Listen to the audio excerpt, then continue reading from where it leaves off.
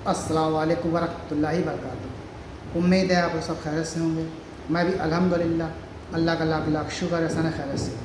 आज इंशाल्लाह जिस वीडियो रिएक्शन देने जा रहे हैं RH नेटवर्क चैनल का नाम है। इनके चैनल का लिंक मैं डिस्क्रिप्शन बॉक्स में दे दूँगा। आप लोग इनके चैनल सब्सक्राइब करिएगा, मेरी वीडियो को पूरा एंड तक देखिए। आज की वीडियो बहुत ही बेहतरीन है, बहुत ही इंपॉर्टेंट वीडियो है, बहुत अच्छी वीडियो है, इसलिए मैंने इस वीडियो को रिएक्शन दिया है। उम्मीद है आप लोगों को भी अच्छी लगेगी। वीडियो अच्छी लगेगी तो उसको शेयर ज़रूर करिएगा और लाइक ज़रूर करिएगा। ये वीडियो ऐतिहासिक वीडियो है। ये सलाहुद्दीन खिलजी की बेटी की पूजा होती है किसी मंदिर में, ऐसा कुछ बताया है इस वीडियो में। आइए पूरी तफसील से हम लोग जानने की कोशिश करते हैं कि आखिर इस वीडियो का माजरा क्या है, वो कौन राजकुमारी है, क्या वो सलाहुद्दीन खिलजी की वाकई में बेटी है या नहीं है, या किसी और की बेटी है, या एक मंत्रवंत कहानी है। तो चलिए आइए बिना देरी के हम लोग इस वीडियो के जरिए हकीकत जानने की कोशिश करते हैं, क्या है सच्चाई इस वीडियो की, और वीडियो एंड तक देखिएगा आप लोग। तो चलिए बिना देरी के वीडियो स्टार्ट करते हैं, फिर बात करते हैं। दोस्तों, अगर आप लोग साउथ इंडिया में मौजूद तमिलनाडु स्टेट में जाओगे तो वहाँ पर श्रीरंगम नाम के इलाके में हिंदुओं के मशहूर भगवान विष्णु का एक बहुत ही ऐतिहासिक, पुराना और आलीशान मंदिर मौजूद है। यहाँ पर भगवान विष्णु की इबादत रंगानाथा स्वामी के नाम से की जाती है।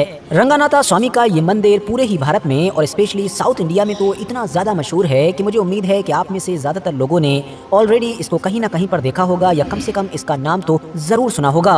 ये मंदिर कि जिसको हजारों भक्तों के द्वारा डेली बेसिस पर विजिट किया जाता है, इसकी अहमियत का अंदाजा सिर्फ इसी बात से लगाया जा सकता है कि हिंदुओं की एक मशहूर यात्रा कि जिसको तिरुपति यात्रा के नाम से जाना जाता है, जिसमें वो भगवान विष्णु के अलग अलग 108 मंदिरों को विजिट करते हैं, यानी वहां पर जाते हैं, उनमें ये मशहूर मंदिर भी शामिल है। यानी इसके बगैर उनकी ये हद से ज्यादा पवित्र यात्रा कंप्लीट नहीं होती है। दिलचस्प बात यह है कि अगर आप लोग तमिलनाडु के इस सबसे मशहूर मंदिर के बारे में थोड़ा बहुत सर्च करेंगे, गहराई से रिसर्च करने की कोशिश करेंगे, तो आपको पता चलेगा कि इस मंदिर के अंदर एक कमरा है कि जो एक देवी के जिनका नाम तुलुक्का नचियार है, उनके लिए खास माना जाता है।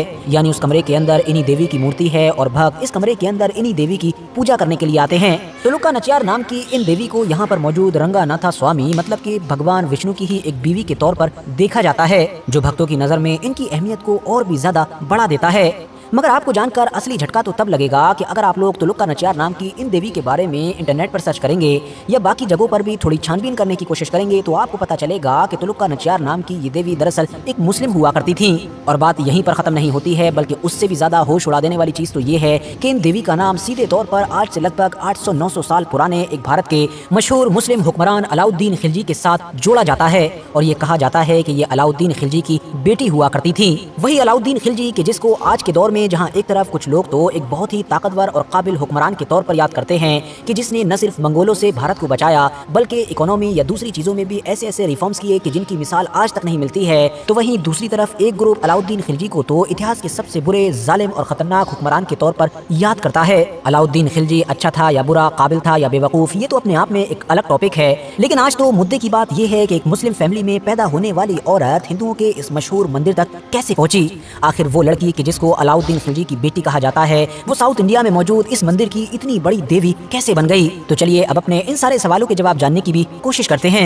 RH नेटवर्क के नॉलेजेबल फ्रेंड्स, एक मुस्लिम लेडी के इतनी बड़ी देवी बनने के पीछे एक बड़ी ही दिलचस्प कहानी सुनाई जाती है, जो आमतौर पर आप लोगों को श्रीरंगम नाम के इस इलाके में रहने वाले लोगों की जबान पर मिल जाएगी, या फिर इस इलाके में लिखी गई बहुत सारी किताबों में भी मिलेगी। इस कहानी के मुताबिक बात है सन 1311 की कि जब अलाउद्दीन खिलजी ने अपने एक वफादार गुलाम यानी कि मलिक काफूर को इस इलाके को फतह करने और इस इलाके में कैंपेन चलाने के लिए भेजा। मलिक काफूर अपनी एक बड़ी और ताकतवर फौज लेकर श्रीरंगम के इस इलाके में पहुंचा, जहां पर उसने पूरे के पूरे इलाके की ईंट से ईंट बजा डाली। ये मंदिर के जहां पर बहुत सारा सोना चांदी, खजाना और बहुत सारी कीमती मूर्तियां मौजूद थीं, मलिक काफूर वो सब कुछ ही लेकर दिल्ली रवाना हो गया। दिल्ली पहुंचकर जब इस पूरे मिशन में लूटे गए सारे मालो दौलत का हिसाब लगाया जा रहा था, या फिर ये कहिए कि उसको डिवाइड किया जा रहा था फौजियों में और बड़े बड़े जनरल्स के बीच में, तभी वहां पर अलाउद्दीन खिलजी की एक चहीती बेटी सुराथानी भी मौजूद थी। सुराथानी की नजर वहां पर मौजूद स्वामी रंगानाथा की मूर्ति पर पड़ी, जो उसके मन को भा गई। उसने अपने वालिद यानी कि अलाउद्दीन खिलजी से वो हासिल करने की जिद की और खिलजी ने भी अपनी चहीती बेटी को गिफ्ट के तौर पर वो मूर्ति इनायत कर दी। अलाउद्दीन खिलजी की बेटी ने सोने से बनी हुई इस मूर्ति को पहले तो नहलाया धुलाया, फिर इसको कपड़े पहनाए और फिर इसको अपने साथ ही सुलाया। जैसे जैसे अब कुछ दिन गुजरे, वैसे वैसे ये बेटी भी उस मूर्ति के साथ करीब होती चली गई। यानी वो इससे कभी भी अलग नहीं होती, इस मूर्ति को हमेशा अपने पास ही रखती और सारा वक्त उसी के साथ गुजारती। दूसरी तरफ अब तमिलनाडु के इलाके से लोगों का एक बड़ा दस्ता सुल्तान अलाउद्दीन खिलजी के सामने दिल्ली के महल में हाजिर हो चुका था। उसने पहले तो सुल्तान अलाउद्दीन खिलजी को डांस या इस तरह के बहुत सारे आर्ट्स दिखाए, जिससे दिल्ली का ये हुक्मरान हद से ज्यादा खुश हुआ और उसने कहा कि मांगो क्या मांगते हो। जवाब में इन लोगों ने कहा कि हमको कुछ नहीं चाहिए, सिर्फ और सिर्फ आप हमारे स्वामी रंगनाथा की वो मूर्ति हमारे हवाले कर दीजिए कि जो मलिक काफूर की फौज वहाँ से यहाँ लेकर आई थी। इस पर तो अब अलाउद्दीन खिलजी कश्मकश में पड़ गया, क्योंकि जाहिर है उसको पता था कि वो सोने की मूर्ति तो अब उसकी चहेती बेटी का सबसे कीमती खिलौना बन चुका है। लिहाजा बहुत सोच विचार करने के बाद अलाउद्दीन खिलजी ने इस बात को लेकर तो हामी भर दी कि वो मूर्ति उन लोगों को वापस कर दी जाएगी, लेकिन साथ ही ये शर्त भी रखी कि मेरी बेटी से वो मूर्ति तभी ली जाएगी कि जब वो गहरी नींद में सो रही होगी। लिहाजा प्लानिंग के मुताबिक जब शहजादी गहरी नींद में सो रही थी तो सोने की उस कीमती मूर्ति को वहाँ से उठाया और तमिलनाडु के लोगों के हवाले कर दिया गया। वो लोग उस मूर्ति को हासिल करने के बाद तमिलनाडु वापस आए और वापस आकर उन्होंने इस मूर्ति को उसी मंदिर के अंदर नस्ब कर दिया। मगर दूसरी तरफ शहजादी जब अगले दिन सुबह में उठी और उसने अपनी सबसे कीमती चीज को अपने पास नहीं देखा तो वो तो हद से ज्यादा बेचैन और बेकरार हो गई। सुल्तान अलाउद्दीन की ये बेटी सुराथानी अब तो मानो हमेशा ही स्वामी रंगनाथा की उस मूर्ति की याद में ही बेचैन रहने लगी और इस गम ने ही धीरे धीरे उसको बिस्तर पर ला दिया। अलाउद्दीन खिलजी ने जब अपनी चहीती बेटी का ये हाल देखा तो बेटी की मोहब्बत में उसने ये फैसला किया और दोबारा एक बड़ा दस्ता तमिलनाडु के इस इलाके में इस मूर्ति को दोबारा हासिल करने के लिए रवाना किया। इस बार ये जो पूरा दस्ता भेजा गया था इसमें अलाउद्दीन की बेटी सुराथानी भी शामिल थी। मगर दूसरी तरफ लोकल लोग भी पूरी तैयारी के साथ थे। उन्होंने इस मूर्ति को इस तरह से छुपाया कि इन सिपाहियों ने अपनी सारी ताकत झोंक दी और हर हरबा अपनाया, मगर फिर भी वो स्वामी रंगनाथा की इस मूर्ति को नहीं ढूंढ सके। जिसके बाद वो जो शहजादी सुराथानी आई थी उसने भी मूर्ति की मोहब्बत में इसी मंदिर की चौखट पर अपनी जान दे दी। पीढ़ी दर पीढ़ी लोकल लोगों की जबानों से चली आ रही मशहूर कहानी के मुताबिक जब शहजादी सुराथानी की मौत हो गई थी तो उसके बाद भगवान स्वामी रंगनाथा के जो विष्णु देवता के ही एक अवतार हैं वो वहाँ के एक बड़े पुजारी के सपने में आए और उन्होंने कहा कि हमारे मंदिर की चौखट पर जान गंवाने वाली सुराथानी का एक मंदिर बनाया जाए बिल्कुल हमारे मंदिर के पास में और उसकी पूजा की जाए हमारी एक बीवी के तौर पर। और तभी से लगातार आज तक इस शहजादी की इस मंदिर के अंदर एक बीवी के तौर पर पूजा की जाती है और जिसको तुलुक्का नचियार के नाम से जाना जाता है, जिसका लोकल जबान में मतलब होता है तुगलकी शहजादी। वैसे यहाँ पर नोट करने वाली बात यह है कि इस पूरी कहानी का जिक्र आप लोगों को लोकल लोगों की जबानों पर तो मिलेगा जो नस्ल दर नस्ल उनके पास पहुंचा है। इसके अलावा उन किताबों के अंदर भी ये कहानी मिल जाएगी कि जो वक्त के साथ साथ इस इलाके के लोकल लोगों के द्वारा लिखी गई है। मगर तब से लेकर आज तक लगातार जो चंद बड़ी ऐतिहासिक किताबें लिखी गई हैं जो पूरे भारत बल्कि पूरी दुनिया में ही अपनी एक अलग पहचान रखती हैं, उन किताबों में इस तरह की किसी भी कहानी का कोई जिक्र नहीं मिलता है जो इस कहानी और इस पूरे इंसिडेंट की ऑथेंटिसिटी को कहीं ना कहीं शक के घेरे में खड़ा करता है।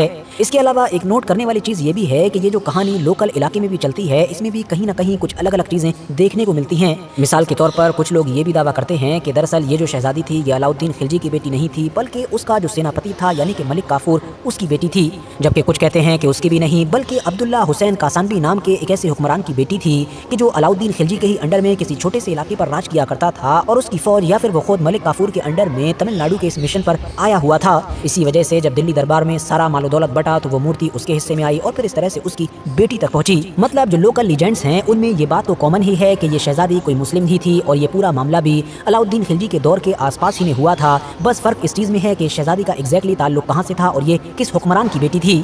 फिलहाल इस पूरे मामले पर आप लोगों का क्या सोच? तो दोस्तों ये था हमारा रिएक्शन जो हमने देखा, पूरी सच्चाई पूरी हकीकत सामने आ गई इस वीडियो के ज़रिए से। वो जो भी लेडीज़ थी वो किसी की बेटी है ये साफ जाहिर हो गया है कि वो खिलजी साहब वो खिलजी जो भी थे उस टाइम हुक्मरान उनकी बेटी, उनके आसपास का ये वाक़या है या जो भी मामला था।